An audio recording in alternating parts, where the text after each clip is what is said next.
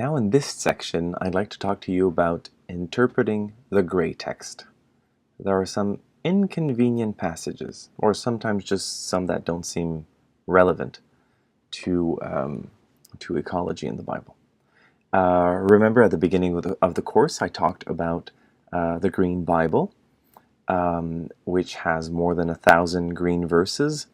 Out of, in a Protestant Bible, there are 31,000 verses or so. So what do we do with all of that gray text? I mean, sure, we get great insights with all the green verses, but what about the rest? Shouldn't we be reading those as well? Because in this course, I've mostly concentrated on the green verses. And by the way, I wrote my first book, and I've been interested in the Bible, and I've been collecting all of these verses since before the Green Bible was published. So then it was a great discovery to find those, but maybe it would have been more helpful if I saw it before, if it had been published before I worked on it. Or maybe the opposite. I might have my own take on things, and then it's mutually beneficial. So this idea of the gray text, because I wrote the book, The Green Pages of the Bible. And my friend, who's a theologian, Sébastien Daune, I was talking with him. He's a professor at Université Laval, which is in Quebec City, in Canada, and he's a great Bible scholar, and so he's amazing to get people interested in the Bible. He wrote this book called Zombies, Unicorns, and Cannibals, Strange Tales from the Bible. He's written other books as well. His thesis was more on Jesus' origins in Matthew chapter 1 and 2.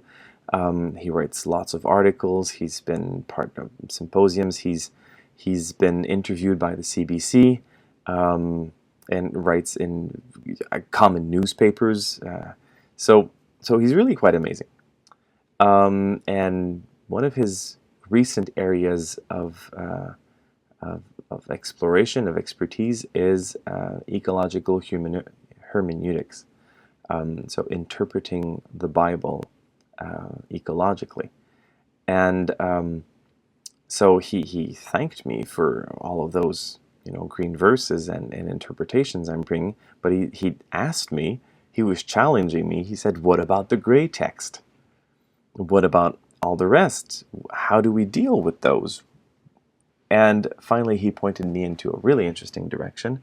Another Norman, his name is Norman Habel. He is a Lutheran pastor and also a university professor. At least he used to be. He's retired now. And he actually coined the phrase interpreting the gray text.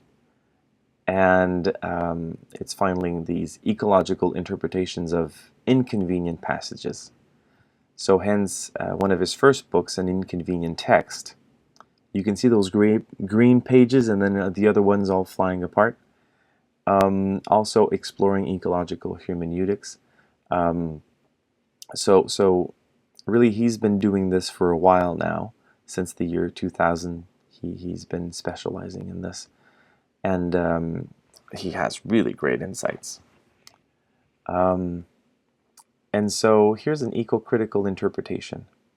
How do we do this? Well, first of all, just to put it into context, it follows the footsteps of historical critical method. So we can look in the Bible and then stop it and wonder and research if what's described would be historically accurate or not. I mean, one of the examples is that if you look at the origins of Jesus in Matthew and in Luke, Jesus and Joseph and Mary live in they live in Nazareth, and they have to go to Bethlehem where he's born. In Matthew, They live in Bethlehem. They have a house there. And there are other, discrepancies between the two stories when Jesus was born or very young.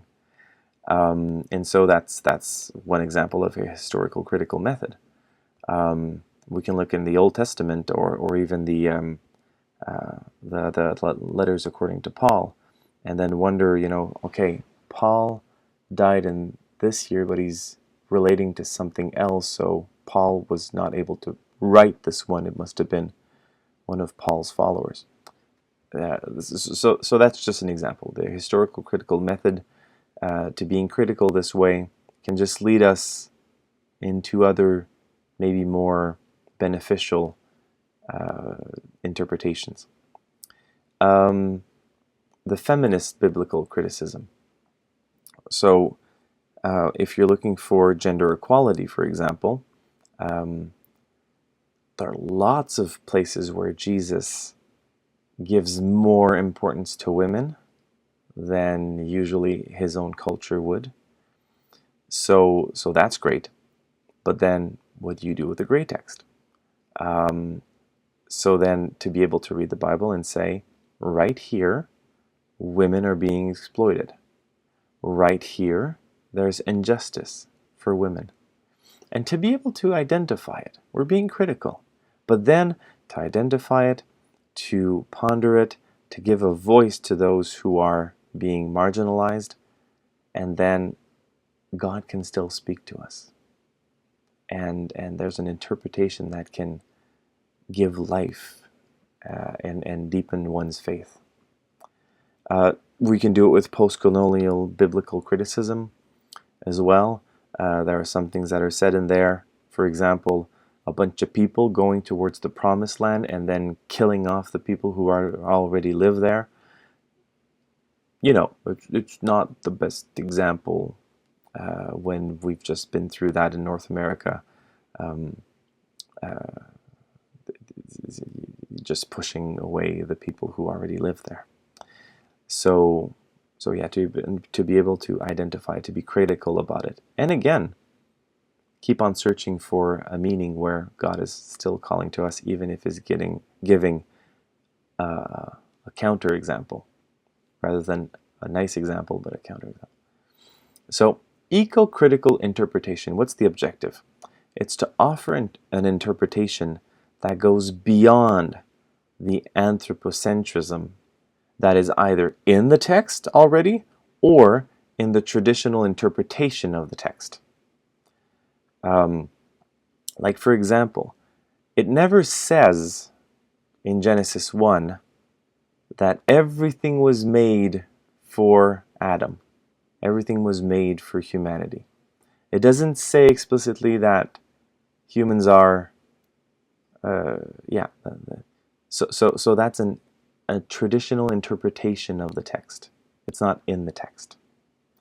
But what is in the text is have dominion over the other creatures.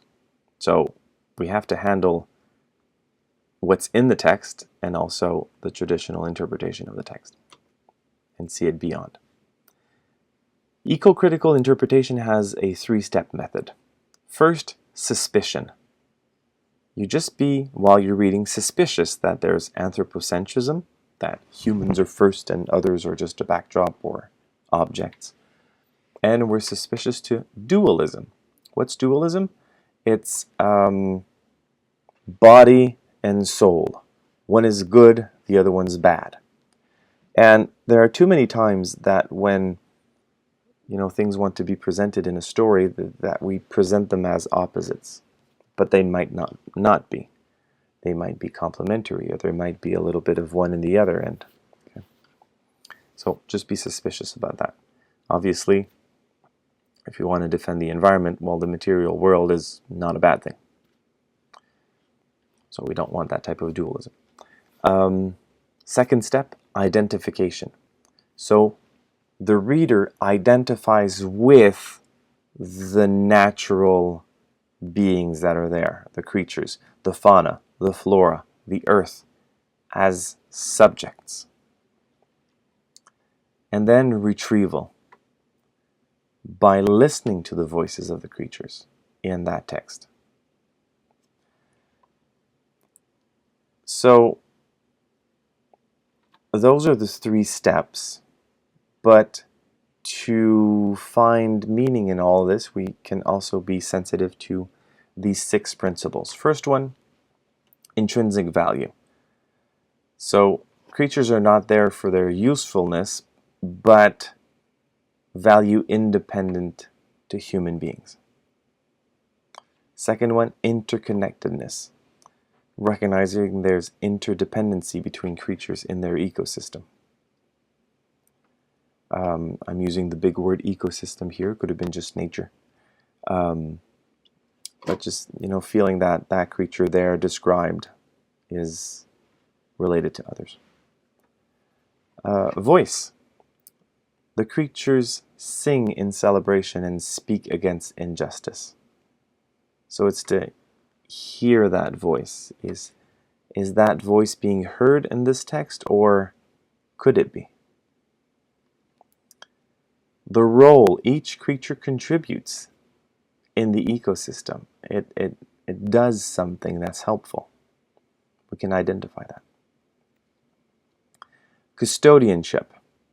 Humans must care for creatures and the earth. So the first ones, and even the last one, has to do with the creatures themselves, but this one has to do with human beings' role. Now we have to care. Are we caring in that text? And finally, resistance. Because when creatures are being exploited, do we find traces of resisting that exploitation?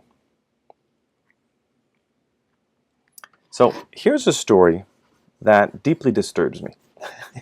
When I was thinking for this course that I would practice and try to listen to the challenge from my friend Sébastien Doan on interpreting gray text, I thought, okay, I got to try this for this course. And one story that bugs me is when Jesus curses a fig tree. Ecologically, I think it makes no sense. It's unfair. And so let's go through eco-criticism together of that text. Here's a story. On the following day, when they came from Bethany, he was hungry. Jesus was hungry. Seeing in the distance a fig tree in leaf, he went to see whether perhaps he would find anything on it. When he came to it, he found nothing but leaves, for it was not the season for figs. He said to it, "May no one ever eat fruit from you again." And his disciples heard it. And then he goes into Jerusalem and into the temple, and he gets mad, and the story of cleansing the temple, so, turning over the tables and the money changers and taking out whips, and oh my goodness. And then after that, comes out of Jerusalem, and then we see this. In the morning, as they passed by, those Jesus and the disciples, they saw the fig tree withered away to its roots. Then Peter remembered and said to him, "Rabbi, look, the fig tree that you cursed has withered." And then the rest Jesus answers, but gives a somewhat cryptic answer about doing miracles. So it's never really addressed directly, and what he does is disturbing, because Jesus is the one who gives life. And all of a sudden he is there walking and just curses a fig tree that it wasn't even the season. It just looks mean. So why are you doing this? In iconography, I've seen this story, and it kind of remembers the importance of judgment. Are you bearing fruit or not? That's what comes to mind. Okay, so to try to understand this text, but I do this for practically any text in the Bible, I go see, the parallel stories. And, the good Bibles have notes in the bottom, and then you can see parallel text and then go read that. So there are 2, Hosea and Jeremiah. So let's read those. Like grapes in the wilderness, this comes from Jose. Like grapes in the wilderness, I found Israel. Like the first fruit on a fig tree, in its first season I saw your ancestors. Let's stop there for a moment. So Israel is portrayed, the symbol for Israel is a fig tree. Okay, that already helps to understand what happened with Jesus and the fig tree, and he's mad at the religious system and the priests. And okay, because of the wickedness of their deeds, I will drive them out of my house. I will love them no more. All their officials are rebels. Ephraim is stricken. Their root is dried up. They shall bear no fruit. Well, this really sounds like what Jesus just did with the fig tree.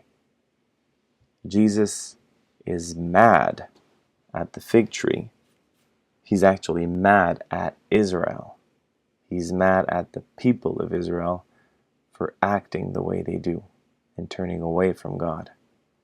They seem to be bearing no fruit. In Jeremiah, here's what's presented. No one repents of wickedness, saying, what have I done? All of them turn to their own course, like a horse plunging headlong into battle. You know, even the stork in the heavens knows its times, and the turtle dove, the swallow, and the crane observe the time of their coming. Talking about migrations here. But my people do not know the ordinance of the Lord. When I wanted to gather them, says the Lord, there are no grapes on the vine, no figs on the fig tree. Even the leaves are withered, and what I gave them has passed away from them. This passage from Jeremiah is actually opening my eyes even bigger. Because now we're talking about Israel not following what they're supposed to do, as if the instincts should be there, but they're not doing it. But 4 birds, the stork, the turtle dove, the swallow, the crane, they all know how to migrate. They feel it inside of them and they act. But the people of Israel are not acting, and they're not bearing fruit. It's kind of interesting that green passage there, I'm the one who put it green, is referring to their role. But see, the fig tree, the grape, the vine, is not accomplishing its role. Well, these parallels are helping me to understand.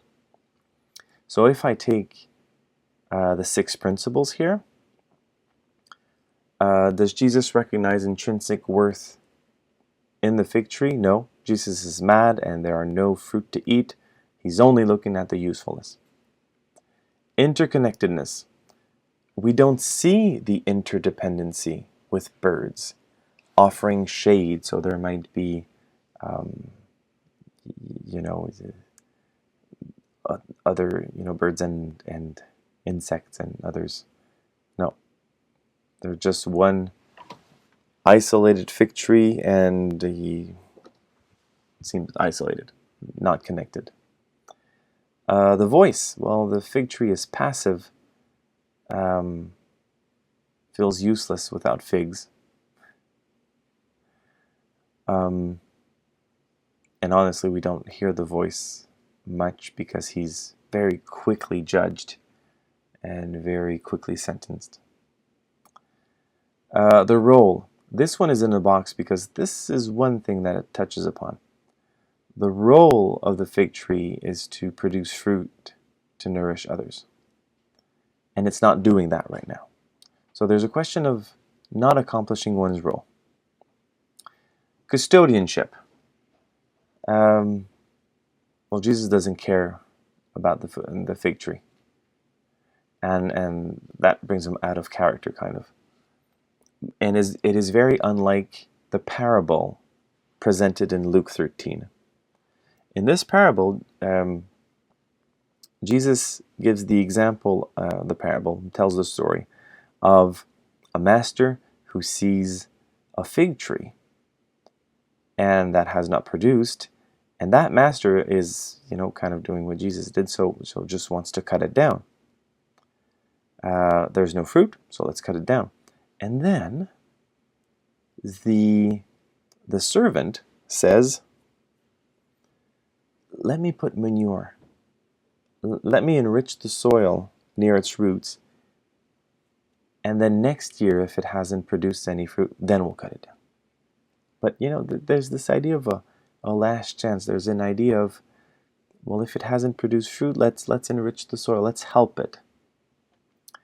So I much prefer that version, actually. And finally, resistance.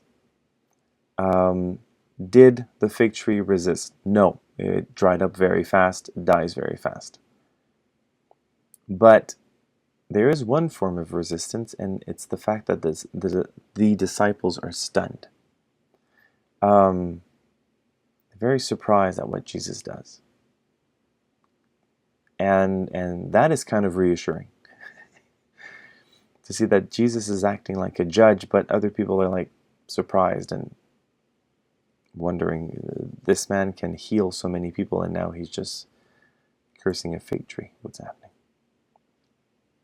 These are the 3 steps of eco-critical interpretation. First one, suspicion. The text is very anthropocentric because the fig tree has no intrinsic value. It's only useful if it bears fruit. Identification. The fig tree does not bear fruit because it's not in season, but it has leaves. This attack by Jesus in anger seems unfair from the fig tree's point of view. And now let's try retrieval. The disciples are astonished or scandalized. Jesus could have acted like in Luke 13 and cared for it, fertilized it, recognized its value as a tree interrelated with other creatures such as birds and insects. Okay. Or, if the tree was hopeless in bearing other fruit, he could have replaced it with another one, plant others, but not just kill it or dry it up. So in conclusion, well, this has to be a symbolic story.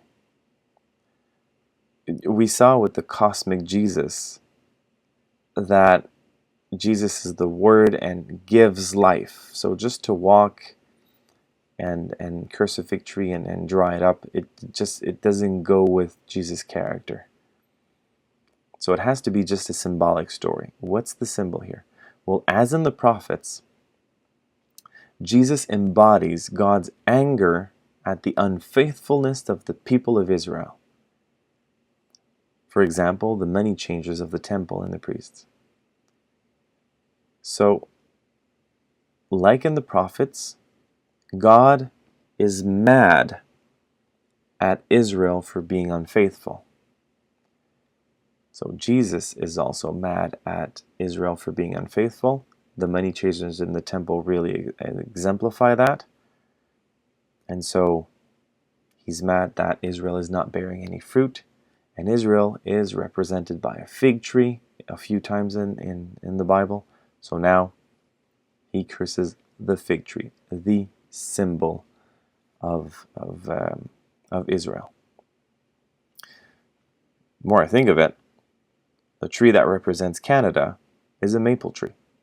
So, if Jesus had been mad at Canada for some reason, he could have cut down a maple tree as the symbol of him being mad because it's not bearing any fruit or sugary sap, for that matter.